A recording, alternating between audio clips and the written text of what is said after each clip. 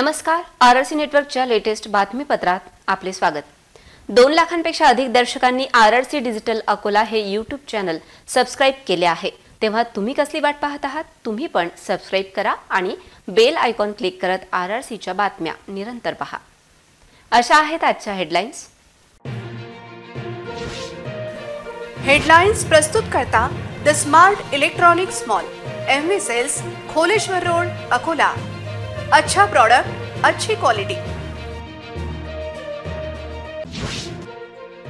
अवैध जड वाहतुकीने लक्ष्मीचा एक पाय निकामी, टिप्पर चालक वरुण ढावणेवर कारवाई होणार का?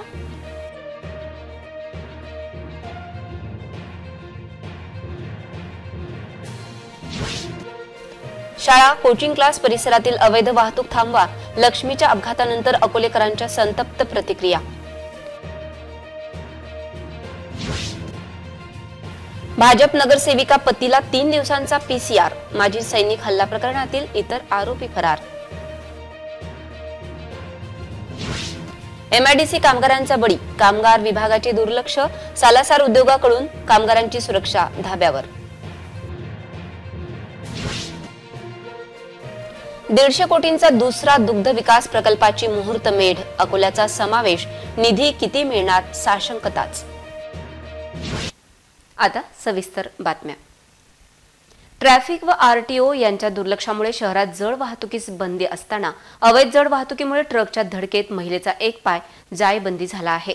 सकाळी 8 ते रात्री 10 या वेळेत जड वाहतूक बंद असताना झालेल्या या अपघातास यंत्रणा जबाबदार असल्याची ओरड आहे। महाकाली चौकात भरधाव आलेल्या टिप्पर चालकाने लक्ष्मी राहुल संसारे या 24 वर्षीय महिलेच्या अंगावर गाडी घातली आणि तिच्या एका पायावर ट्रकचे एक चाक गेल्याने तो पाय चकनाचूर झाला। अपघातानंतर या महिलेला स्थानिकांनी अगदी तत्परतेने जिल्हा रुग्णालयात दाखल केले। स्थानिकांनी मदतीचा हात दिल्यामुळे लक्ष्मीवर लगेच उपचार सुरू करण्यात आले। शहरात जड वाहतुकीस प्रवेश बंदी असताना अशा प्रकारे सर्रास ट्रक रोज धावतात। शहरातील शाळा, कोचिंग क्लासेस, महाविद्यालय यांच्या समोरून भरधाव धावणारे ट्रक कोणाच्या इशाऱ्यावर धावतात असा प्रश्न आता विचारला जात आहे। तर जड वाहतुकीच्या बंदी फलक कोणासाठी लावले आहेत असाही प्रश्न उपस्थित होत आहे। अकोला शहरातील राष्ट्रीय महामार्गावर असलेल्या यमुना कॉम्प्लेक्स जवळ घडलेल्या अपघातात एका निर्दोष महिलेला तिचा एक पाय गमवावा लागला। जड वाहतुकीस बंदी असताना अशा प्रकारे भरधाव ट्रकमुळे महिलेला दिव्यांग व्हावे लागले आहे। या सर्व घटनेमुळे स्थानिकांमध्ये चांगलाच रोष आज पाहायला मिळाला। सायकलवर जाणाऱ्या महिलेला मागून येणाऱ्या टिप्परने महाकाली हॉटेल जवळ उडविले। या धडकेत ही महिला सायकलवरून खाली पडली आणि ट्रकच्या चाकाखाली आली। या घटनेत तिला तिचा एक पाय गमवावा लागला। या घटनेला अप्रत्यक्षरित्या महापालिका प्रशासन आणि पोलीस विभाग जबाबदार असल्याचं नागरिकांनी आरोप केलाय। या वळणावर बांधण्यात आलेला नाल्यावरील ब्रिज हा निकृष्ट दर्जाचा बांधण्यात आला असून त्यात खड्डा सुद्धा पडलाय। यामुळे अनेक अपघात या ठिकाणी होतात। त्याचप्रमाणे येथील चहा दुकानांमुळे मोठी गर्दी होत असून दुचाकी, चारचाकी थेट रस्त्यावर उभ्या असतात। मात्र टोईंग पथक या मार्गावर कधी कारवाई करताना दिसत नाही। गोरक्षण रोडला जोडणारा हा रस्ता असून या ठिकाणी शाळा आहे। त्या ठिकाणी भरधाव वाहने धावत असतात, त्याची भीती अनेक पालकांनी व्यक्त केली। या मार्गावरील दारू दुकानासमोर तर दिवस रात्र गर्दीचा त्रास स्थानिकांना सहन करावा लागतोय। गोरक्षण रोडवर स्पीड ब्रेकरचा अभाव असून त्यामुळे रोज अनेक अपघात होतात। ढिसाळ यंत्रणेमुळे लक्ष्मी संसारे यांचा अपघात झाला, तसा तो इतरांचा होऊ नये अशी अपेक्षा स्थानिकांनी व्यक्त केली। आज मूर्तिजापूर रोड यमुना कॉम्प्लेक्स इथे वळण घेत असताना एका निर्दोष मुलीने आपले दोन्ही पाय गमावलेले आहेत। सदर रस्ता हा मूर्तिजापूर रोड ते गोरक्षण रोडला कनेक्ट करणारा असा रस्ता आहे। मुख्य रस्ता म्हणून हा समजला जातो। नागरिकांचा प्रचंड वापर या रस्त्याने होत आहे। त्याचप्रमाणे या रस्त्यावर एक मोठी शाळा, 2 कोचिंग क्लासेस, लायब्ररी तसेच हॉस्पिटल पण आहेत। तर विद्यार्थी आणि विद्यार्थिनींचं या रोडवर सततचं येणं जाणं आहे। त्यामुळे जड वाहतूक या रोडवर बंद करण्यात यावी ही जिल्हा प्रशासन व माननीय श्री जिल्हाधिकारी साहेबांना मी एक नागरिक म्हणून विनंती करतो। त्याचप्रमाणे गोरक्षण रोड येथे काही मद्यप्रेमींचा दिवसभर वावर असतो, त्यामुळे सर्वसामान्य स्त्रियांना पण इथे वावरण्यास त्रास जातो आहे। तरी प्रशासनाने याकडे लक्ष द्यावे हीच विनंती। एक्सीडेंट हुआ जैसे लड़की टर्न मारी थी, उधर से ट्रक वाले ने टर्न मारा, एकदम से चक्की के नीचे लड़की आई। दुनिया भर की यहाँ गर्दी रहती, पूरे रोड पे गाड़ियाँ खड़ी रहती, उससे पूरा ट्रैफिक जाम होता। ये सब सामने उस दुकानों के पूरे गाड़ियाँ रोड पे फुलके लगाते थे, तो लोग बाहर बैठते, तो वजह से ये गर्दी होती है और एक्सीडेंट होते रहते हैं बार बार। आपकी क्या मांग है पुलिस से? यह मांग ऐसी कि एक स्पीड ब्रेकर होना और रोड पे चारों तरफ से, और खंबे होना जैसे एरो दिखाने के हिसाब से।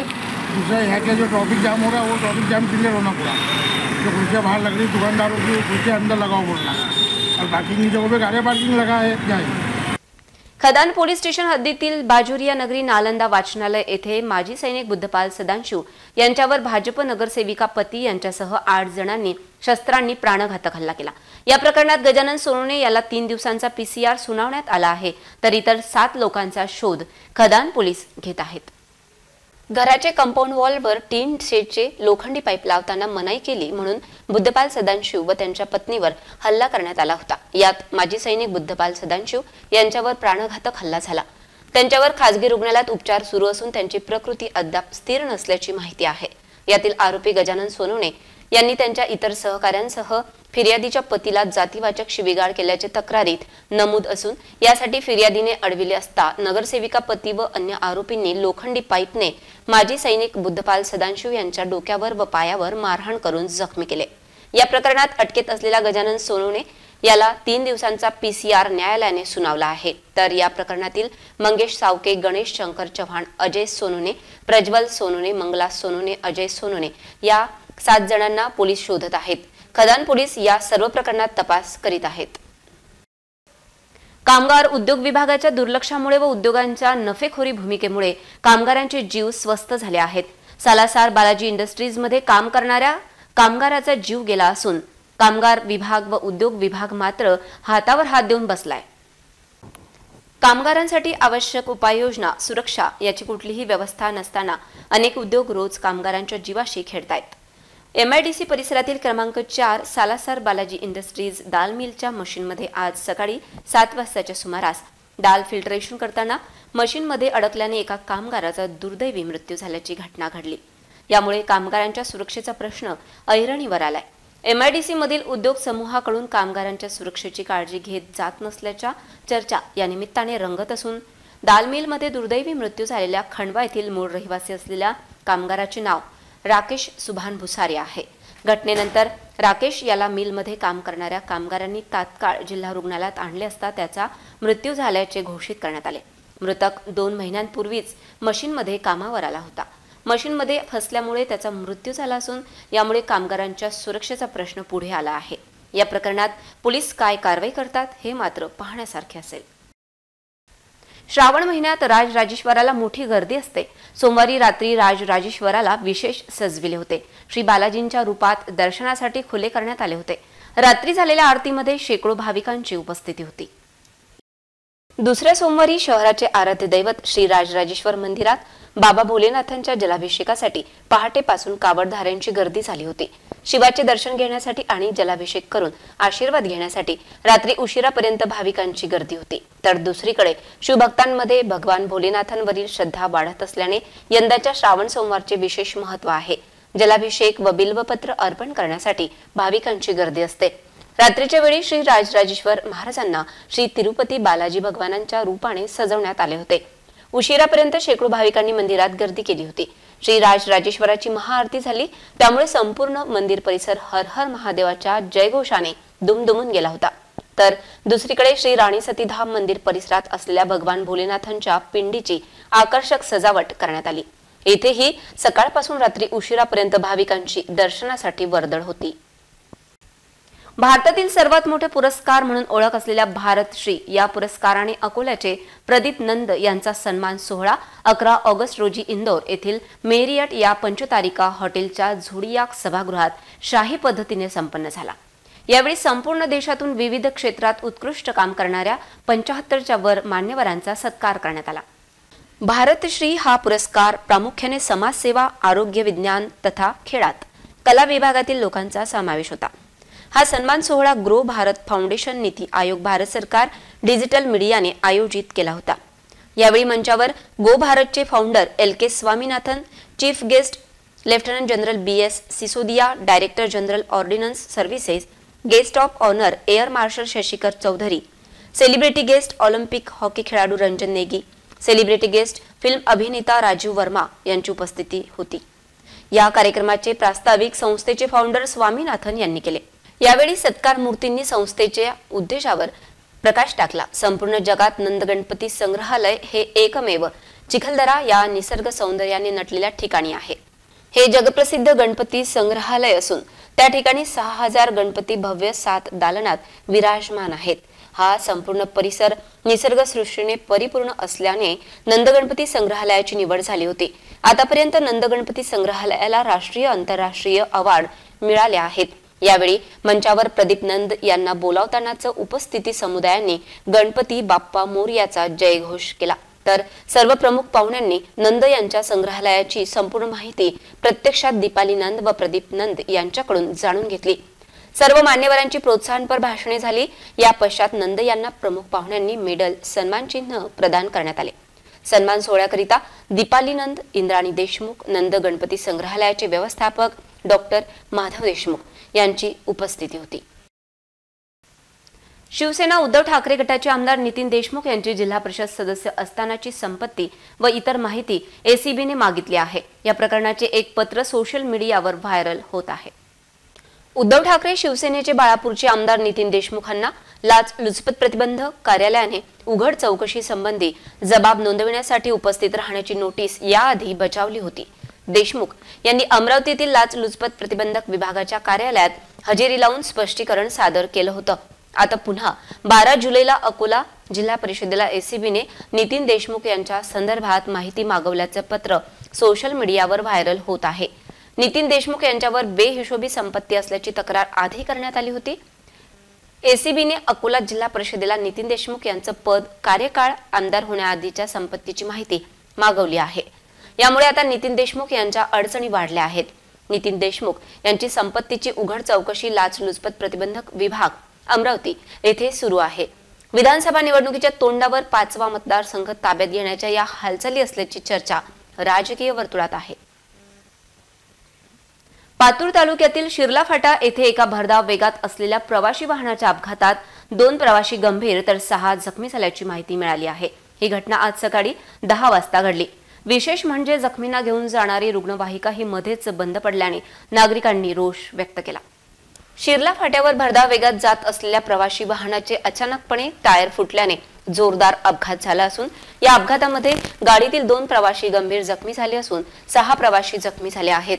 स्थानिकांच्या मदतीने सर्व जखमींना उपचारासाठी सर्वोपचार रुग्णालय अकोला येथे हलविण्यात आले। यावेळी 108 रुग्णवाहिका उपलब्ध नसल्याने एका खासगी रुग्णवाहिकेने जखमींना नेण्यात येत असताना सदर रुग्णवाहिका धक्का प्लेट असल्याने अपघातग्रस्तांच्या जीवाशी खेळ चालल्याने आरोग्य विभागाचा बेतालपणा चव्हाट्यावर आला असून नागरिकांनी याविषयी संताप व्यक्त केला। 108 अँब्युलन्स वेळेवर न पोहोचल्याची माहिती आहे, तर जी अँब्युलन्स आली ती देखील उशिराने आल्याची ओरड होती। रुग्णांचा जीव वाचविण्यासाठी या अँब्युलन्स आहेत की इतर कशासाठी असा प्रश्न विचारला जात आहे।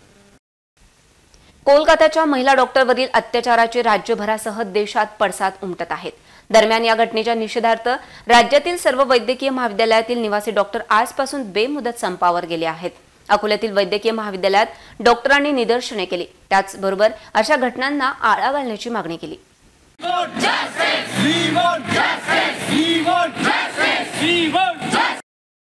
कोलकाता येथील सरकारी रुग्णालयात निवासी महिला डॉक्टरचा बलात्कार करून तिची हत्या केल्याची घटना घडली आहे।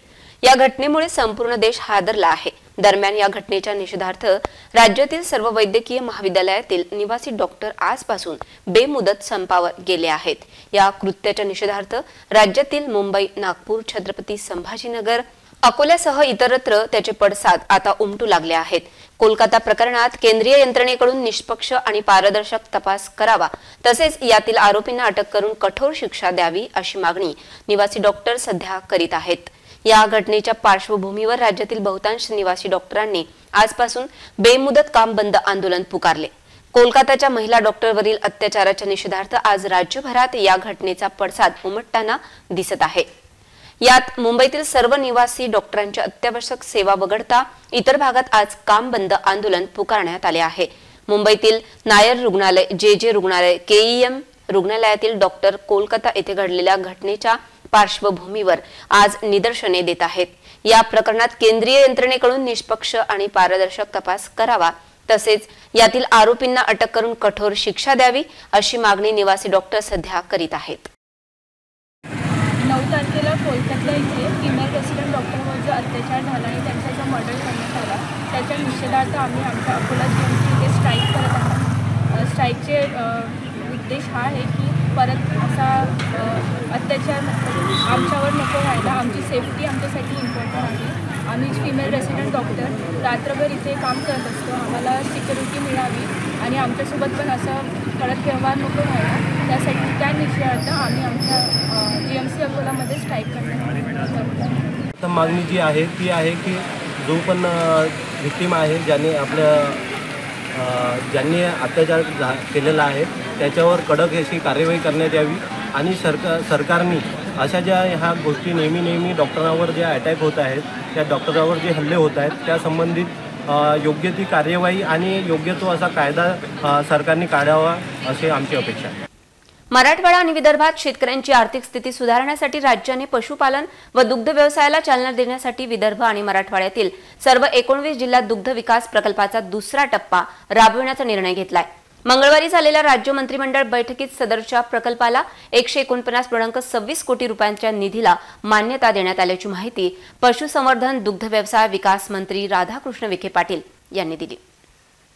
या अगोदर विदर्भ व मराठवाडा दुग्ध विकास प्रकल्प टप्पा 1 मध्ये मराठवाडा व विदर्भातील केवळ 11 जिल्ह्यांचा समावेश करण्यात आला होता. मात्र मंत्री विखे पाटील यांच्या पुढाकाराने आता आणखी 8 जिल्ह्यांचा समावेश करण्यात आला आहे. उच्च उत्पादन क्षमता असलेल्या दुधाळ गाई म्हशी तसेच उच्च दूध उत्पादन क्षमता असलेल्या भ्रूणांचे प्रत्यारोपण केलेल्या कालवडींचे अनुदान तत्वावर वाटप केले जाणार आहे. सदर प्रकल्पामुळे मराठवाडा आणि विदर्भात नवी दूध क्रांती होऊन शेतकरी आत्महत्येचे प्रमाण कमी होण्यास मदत होईल असा आत्मविश्वास मंत्री विखे पाटील यांनी व्यक्त केलाय. या प्रकल्पात विदर्भातील नागपूर, वर्धा, चंद्रपूर, भंडारा, गोंदिया, गडचिरोली, अमरावती, अकोला, बुलढाणा, यवतमाळ, वाशिम तर मराठवाड्यातील नांदेड, जालना, धाराशिव, छत्रपती संभाजीनगर, बीड, परभणी, हिंगोली, लातूर या जिल्ह्यांचा समावेश आहे. या प्रकल्पासाठी 3 वर्षाच्या कालावधीसाठी 149.26 कोटी रुपयांचा निधी मंजूर करण्यात आलाय. नागपूर येथे मदर डेअरीच्या माध्यमातून राष्ट्रीय दुग्ध विकास मंडळामार्फत 500 कोटी रुपये खर्चाचा दुग्ध प्रक्रिया प्रकल्प उभारण्यात येणार आहे. यामुळे विदर्भ आणि मराठवाडा या विभागाच्या विकासाला चालना मिळून स्थानिकांच्या रोजगाराच्या संधी उपलब्ध होतील. पुन्हा पाहूया आजच्या हेडलाईन्स. हेडलाइंस प्रस्तुत करता the smart electronics mall, MV sales, Kholeshwar road, Akola. अच्छा प्रोडक्ट, अच्छी क्वालिटी. अवैध जड वाहतुकीने लक्ष्मीचा एक पाय निकामी, टिप्पर चालक वरुण ढावणेवर कारवाई होणार का?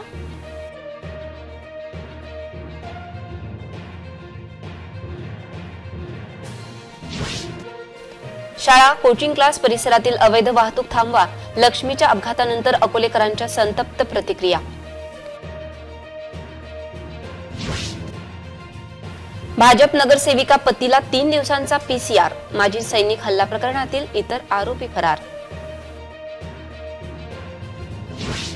MIDC कामगारांचा बळी, कामगार विभागाचे दुर्लक्ष, सालासार उद्योगाकडून कामगारांची सुरक्षा धाब्यावर.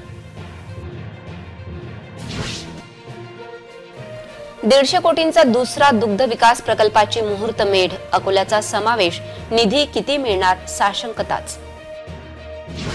बातम्यांसाठी तुम्ही पाहत रहा RRC न्यूज. तुमच्या मोबाईलवर नोटिफिकेशन मिळण्यासाठी सबस्क्राइब करा RRC चे YouTube चॅनल, लाईक आणि फॉरवर्ड करा RRC डिजिटल अकोलाचे हे न्यूज बुलेटिन. पुन्हा भेटूया ताज्या बातम्यांसह नवीन बातमीपत्रात. तोवर नमस्कार.